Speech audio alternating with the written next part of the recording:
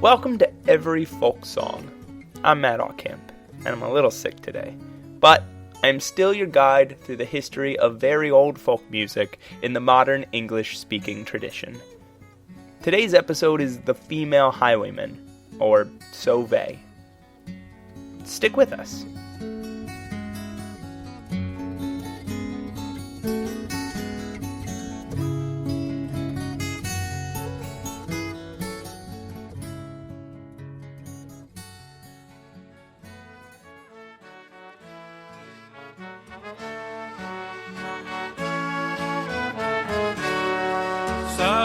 Sovay, all on a day, she dressed herself in man's array, with a sword and a pistol all by her side, to meet her true love away did ride.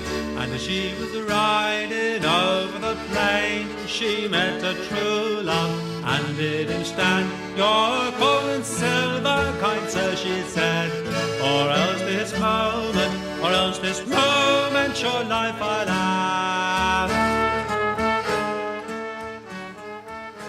The song is The Female Highwayman, also popularly known as Sovay, as it was there, by a voice that we hear pretty often in these shows, Martin Carthy, with his band Brass Monkey. The song is Roud 7, Laws N21, and has 139 entries in the Roud Folk Music Index. The oldest records I could find of it were a series of broadsides published in Birmingham and London, where it's called Sylvia's Request and Young William's Denial. As noted by Martin Carthy, the song was popular amongst country singers through the early centuries of its existence. And there's something sort of interesting about just where it was popular, but first, a brief history lesson. Everyone who's watched a Western knows about stagecoach robbery. And probably even if you haven't, you've gleaned it off an allusion in a cartoon or a comedy sketch or a comic book. These bandits, or road agents, as they were called in the 19th century Americas, didn't get their origins in the wild, wild West, where we Americans picture them most clearly. No, these men who would ride on the backs of horses, carrying pistols with bandanas over their faces, get their origins back as far as horse riding and travel go, really. But the peak of these brigands' reign began in the 17th century, in Britain. They were called highwaymen, and they were feared by every traveler in the English countryside in the 17th and 18th centuries. These gentlemen of the road, as they were sometimes called, would carry swords and pistols and ambush lone travelers, or small caravans, stagecoaches. They'd stop you in a quiet part of a country road, yelling, "Stand and deliver!" Stand and deliver! Or, "Your money or your life!" Your money or your life, yeah. And once they'd gather your valuables from you, they'd ride off into the night. It plagued England and Ireland, again from the early 17th century to the early 19th. In Australia in the mid to late 19th century, they were known as the bushrangers. In the American Old West, they were known as road agents. And they were a huge problem for the time they lasted. The scourge of merchants in the upper class, folk heroes to the disenfranchised lower classes.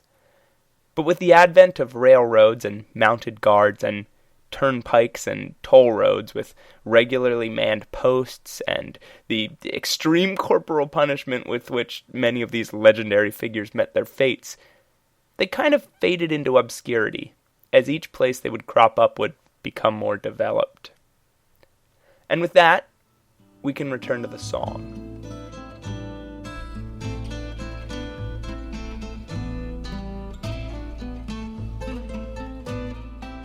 The oldest records of the ballad, broadsides of Sylvia's Request and Young William's Denial, were printed in English cities in the 1800s, sort of after the time of the highwaymen. In fact, the oldest printing I could find was dated between 1819 and 1844, when I read that the last recorded instance of a mounted highwayman was in 1831. So we can reasonably assume that the ballad, or at least the story that became the ballad, dates back to sometime in the century or centuries prior to that earliest printing.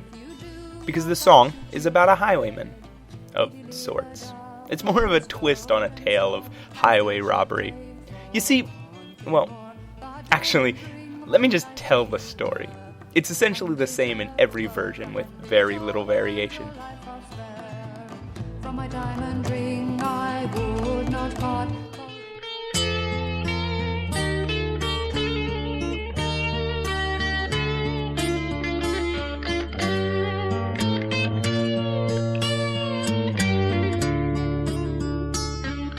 It starts with a woman, which, if you lived in 18th century England, probably would have been at least somewhat alarming.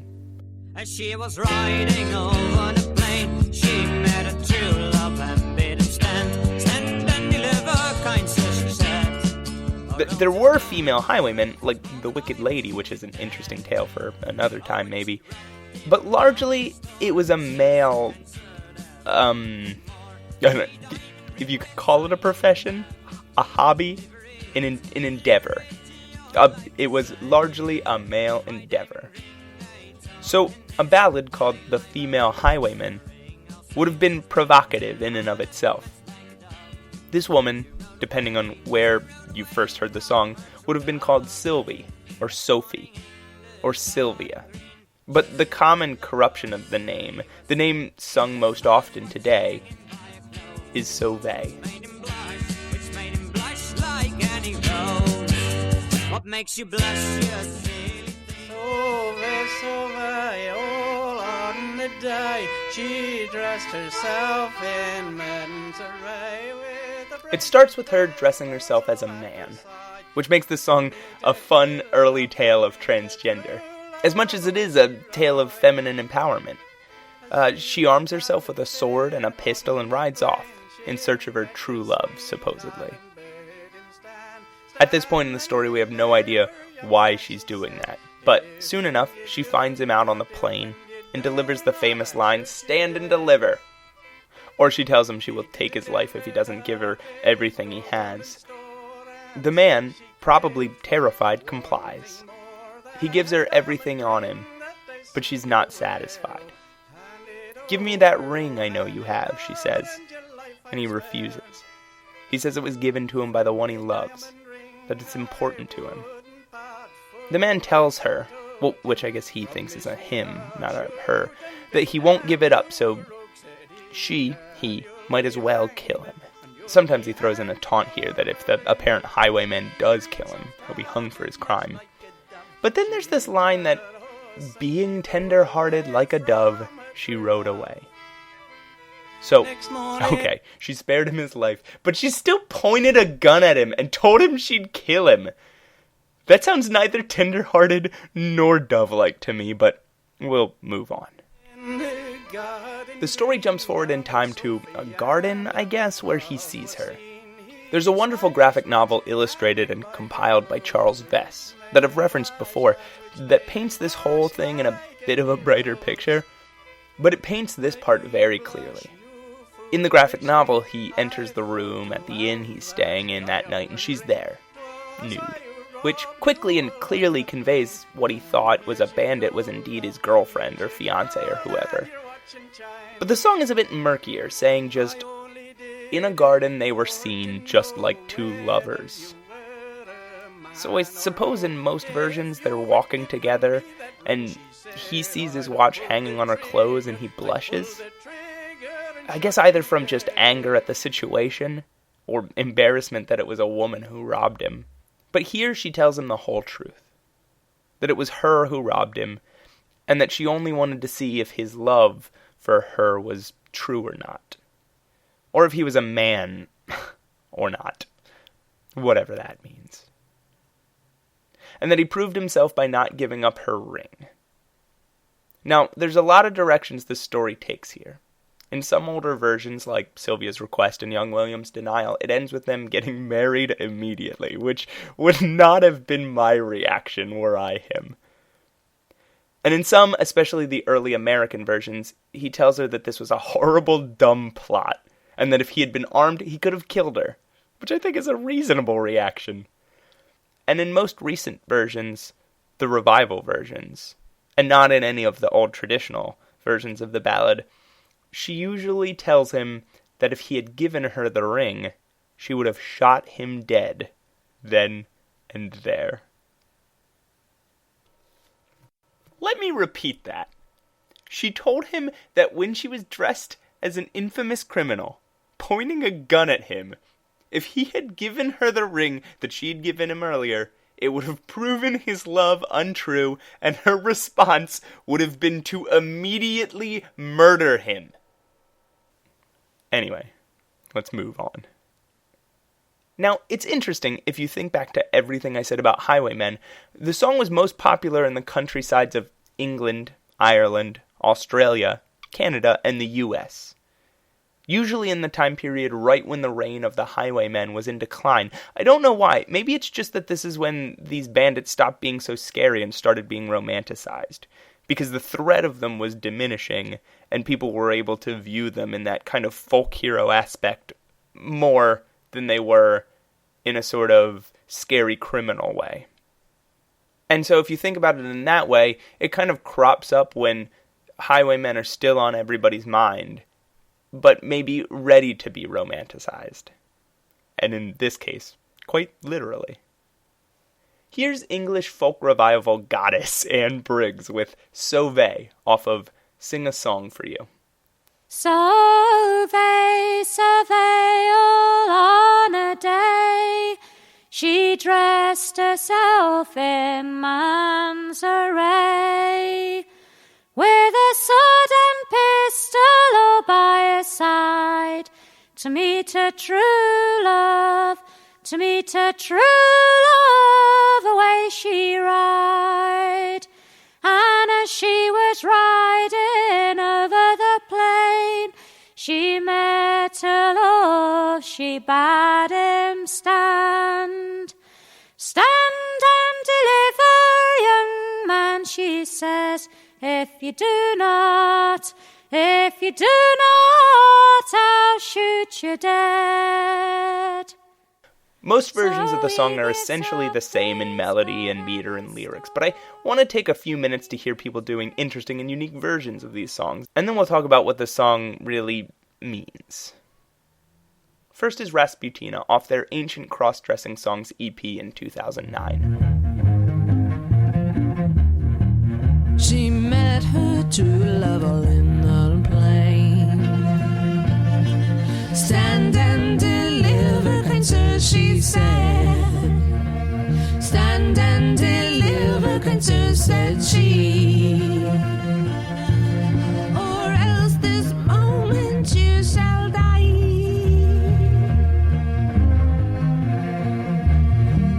Oh, when she'd robbed him of all his store. The unique Gothic Victorian folk sensibilities of Rasputina really come through in that song, and give a fresh kind of sound to it, even while using the same lyrics.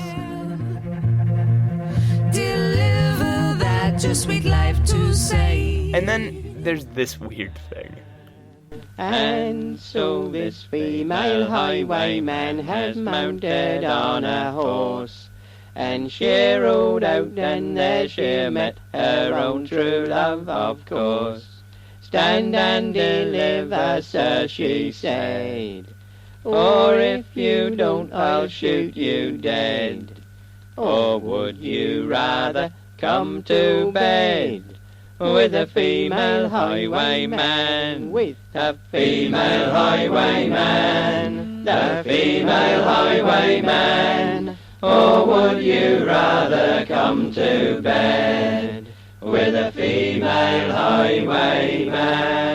That's the Kipper family from Since Time Immoral in 1984. It's a comedic take on the ballad, where during the robbery, the story is just kind of interrupted by the two deciding to run off and have relations. And the female highwayman actually turns out to be a man, and the man of the story actually turns out to be a woman. It's all very clever. To be a man, this female highwayman. Sorry for the spoilers. I guess. Well, I still can't make head nor tail of it. Also, you might know this song by Andrew Bird.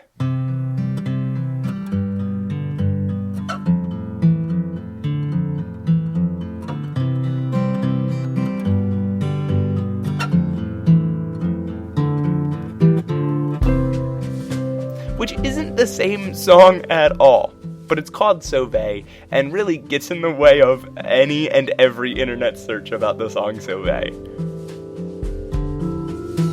Now I was getting ready to be a threat. I was getting set for my accidental suicide, the kind where no one died. It's not even loosely based on the folk ballad, it's just that apparently he was having writer's block and remembered the name of this old English ballad, and it sparked him to write this song about, I don't know, depression or whatever. So you could say Andrew Bird's Sovay is inspired by Sovay, but a completely different song. Probably not even worth mentioning on this podcast.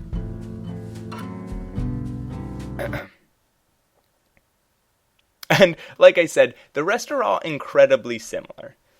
Not that they're not worth listening to. Each artist, as with all folk music, brings his or her own unique voice and feel to the song.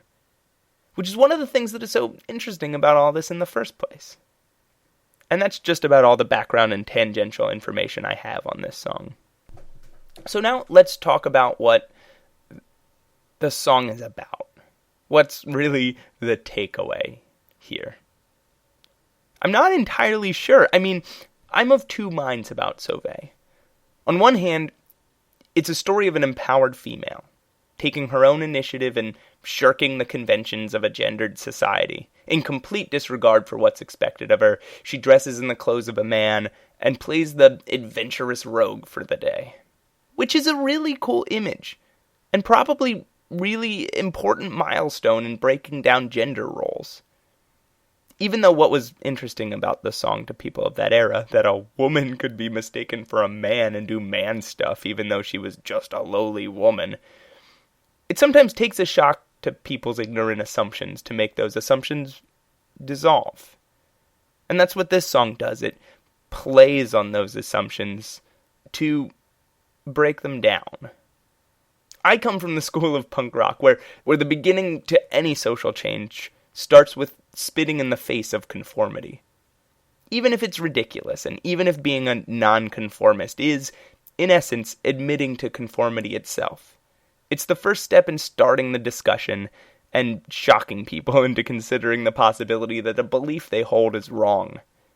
So in all those senses, I love this story. But, in another sense, Sovay is a story of a woman so wildly obsessed with a man and so deeply and disturbingly insecure that she resorts to dishonesty, stalking, and an invasion of privacy, to put it mildly, to exact her shocking display of distrust. And I'm not saying I haven't been this jerk at some point in my life, but it's the boyfriend who checks your text messages when you leave the room, and then dresses up and threatens to kill you.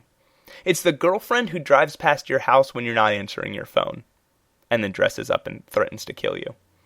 It's that sort of a romantic story that, like so many of them, is actually based on an unhealthy picture of infatuation and self-appraisal that's being misconstrued as love. Sovay is very clearly not in love with the man in the story. She's obsessed with her own self-worth, and projecting that onto a person who claims to love her, using the depth of his feelings for her own metric of self-worth, as it were. We know this because love requires trust, and she doesn't trust this man at all. We know this because as soon as a man says he loves her, she disbelieves it so deeply that she dresses up like a highway robber and asks him to prove it at gunpoint. The story ends with her callously telling him, as if it's no big deal, and revealing that if he had failed her test, she would have murdered him. Not just broken up with him and moved on to someone who honestly cared about her, but murdered him. Ended his life. Yeah, she really loves him. So I don't want to take this song with overt feminist overtones, which again I love, and spin it into a picture of a woman who has gotten so over-emotional that she's lost all rationality. But that's what this is! Right? This song is painting as sexist of a caricature as it is a feminist heroine. But then, I guess like all social change, it starts with baby steps, right? It's a privilege that we're in a society evolved enough to look at it in these ways. Still, I mean, it's an insane story. Even logically, would you rather a lover who gives up your ring so that he can survive and still be with you? Or would you rather a lover that was heroic and romantic and a literal corpse? It's just a goddamned ring! Okay, I'm getting pretty worked up here, but really, this is one of the things I love so much about old folk music. It's how insane so much of this is. How ridiculous or grim or silly or dark or weird these stories are. And Sovay is a good example of just old world silliness. It's fun to get mad at. And hey, maybe that's it. Maybe in this guy's eyes, so was Sovay.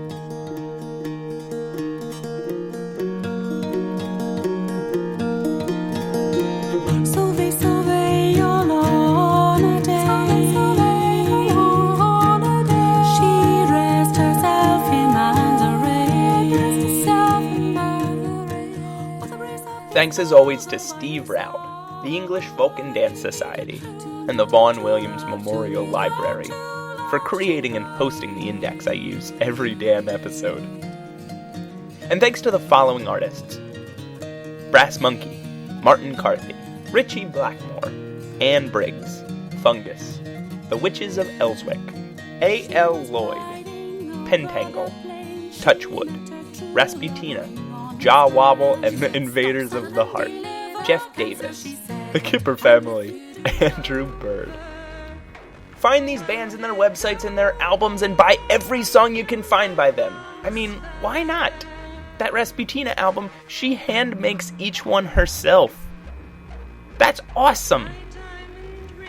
For more information on Sovay or the Female Highwayman, dress up in the gender opposite yours, mount a horse, and ride on over to your local library.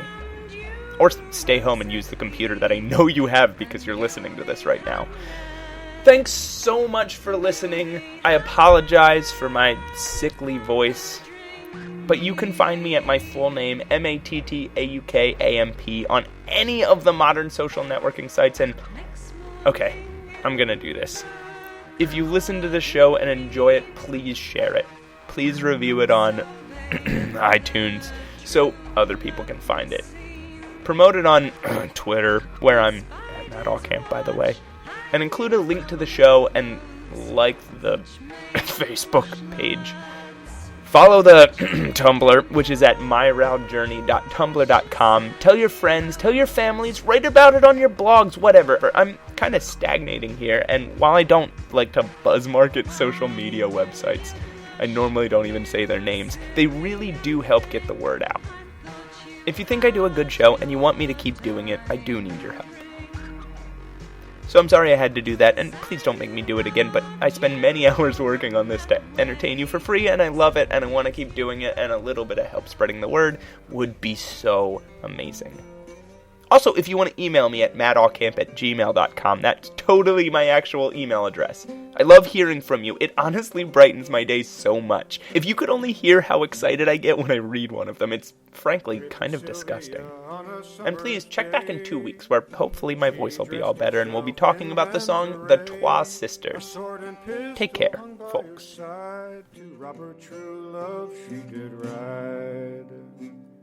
She met her true love all on the plain. She boldly bade her true lover stand and deliver without no strife, for in one moment I'll end your life.